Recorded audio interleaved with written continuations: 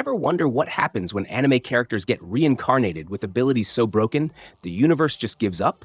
Today, we're counting down 10 isekai where the main characters are so ridiculously overpowered, balance is just a suggestion. Let's dive in. Kicking off with number 10, the wrong way to use healing magic. So Ken gets dragged into another world and everyone's expecting him to be this typical weak healer sitting in the back throwing green sparkles at people. Plot twist. His mentor is a psychotic drill sergeant who realizes healing magic can also mean healing yourself instantly, which means you can train like an absolute maniac without consequences. This dude turns into a combat medic who punches monsters in the face and heals through the damage. It's like if a shonen protagonist got stuck in the healer class and said, "Watch this." The comedy comes from everyone expecting this soft-spoken kid and getting someone who suplexes demons while yelling about proper form. Rose, his mentor, is unhinged in the best way possible, treating basic training like it's preparing for war crimes. The anime doesn't take itself seriously, which is perfect because the premise is inherently ridiculous.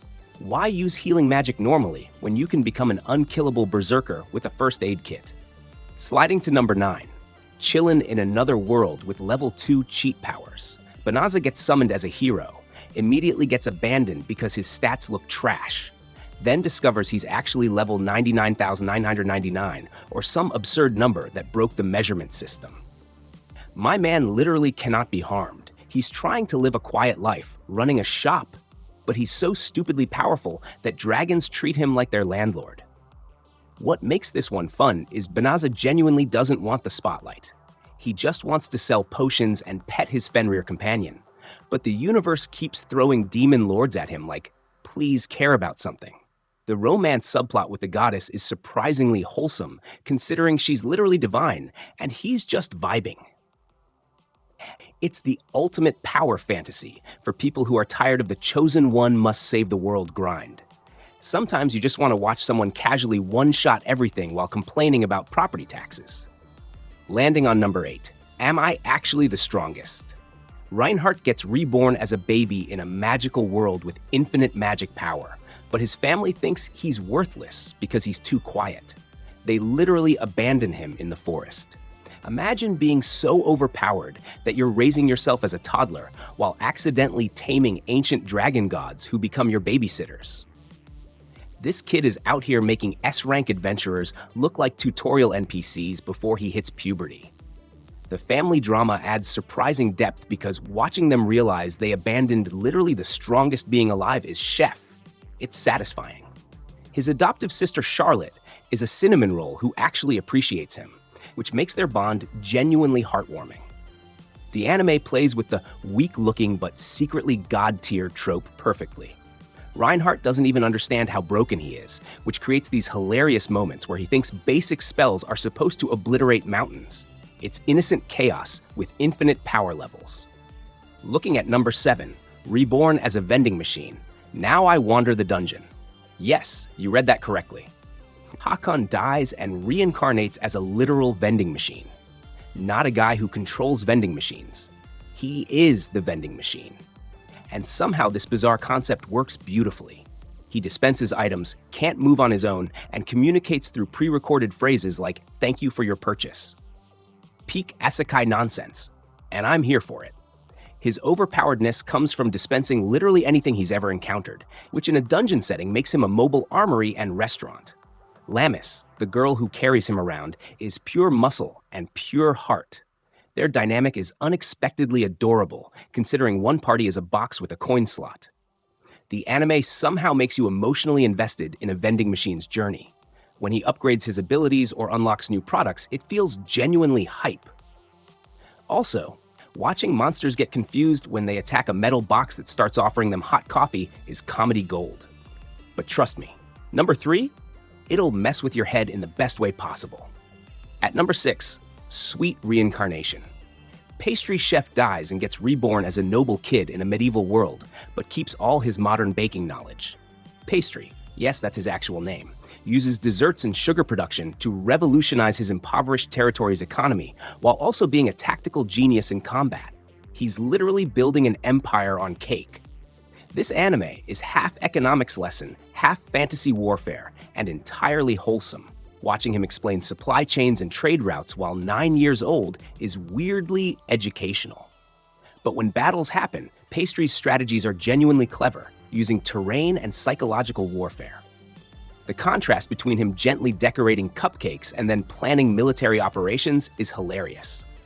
His past life skills make him overpowered in the strangest way possible. Gordon Ramsay meets Alexander the Great. The supporting cast respects him despite his age because results speak louder than appearance. Plus, any anime where the power system runs on buttercream frosting deserves recognition. Coming in at number 5. My Isekai life. I gained a second character class and became the strongest sage in the world.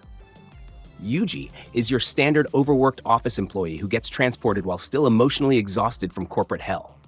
He becomes a tamer and a sage simultaneously, which is already broken, but then he starts collecting slimes like Pokemon, and they're all adorable murder machines. His slimes have more personality than most anime protagonists. The power creep is insane. He goes from basic adventurer to casually solving national crises before lunch in like 3 episodes. Watching him treat world-ending threats with the same energy as filing quarterly reports is peak comedy. He's so overpowered that the anime runs out of serious threats and just starts throwing progressively weirder problems at him. Evil cult? Solved. Ancient dragon? Befriended. Political conspiracy? Fixed during a lunch break. His personality is refreshingly bland in a good way. He just wants a stable life, but the universe said, become a legend instead. At number 4, a returner's magic should be special. Desire survives the apocalypse, watches everyone die, then gets sent back 13 years to magic school with all his future knowledge. This isn't just Isekai, it's time loop regression done right.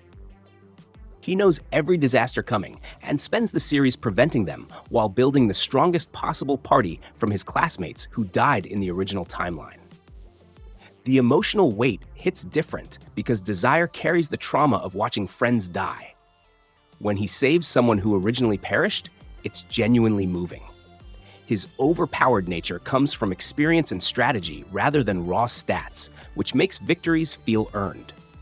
Watching him casually counter supposedly unbeatable threats because he's done this before creates great dramatic irony. The romance subplot with Romantica has actual depth since they're basically trauma bonding through apocalypse prevention. It's darker than typical isekai, but balances hope with the stakes. Claiming number 3, Re-Monster. Tomokui gets killed, reincarnates as a goblin, and gains the ability to absorb skills by eating other creatures. So naturally he eats everything. And I mean everything. Monsters, humans, magical beasts, probably the background scenery. Each meal makes him stronger and evolves him into progressively more terrifying forms. It's like Pokemon evolution, but nightmare fuel. This series goes hard. There's politics, kingdom building, brutal combat, and Tomokui building a literal army of evolved monsters loyal to him. He's not even pretending to be a good person. Survival and power are the priorities. The harem elements exist, but take back seat to conquest and strategy. Watching him systematically consume the food chain while outsmarting human kingdoms is darkly satisfying. His growth from weak goblin to demon lord tier threat feels earned through genuine struggle and clever tactics. Fair warning, this one's definitely more mature and violent than the others. But if you want a protagonist who embraces the monster role, this delivers. Taking number 2, Failure. Frame, I became the strongest and annihilated everything with low-level spells. Momori gets betrayed by his classmates, thrown into a deadly dungeon, and left to die because his abilities seem worthless. Turns out his trash-tier skills are actually game-breaking when used creatively. Paralysis, poison, and stat manipulation become instant kill combos. He climbs out of hell itself and dedicates his life to revenge. This is Isekai with edge, and it works because Momori's anger feels justified. Watching him methodically hunt down everyone who betrayed him while they slowly realize the weakest classmate became the strongest threat is incredibly satisfying. His combat style relies on strategy over raw power, turning basic status effects into execution tools. The power fantasy isn't just strength, it's vindication.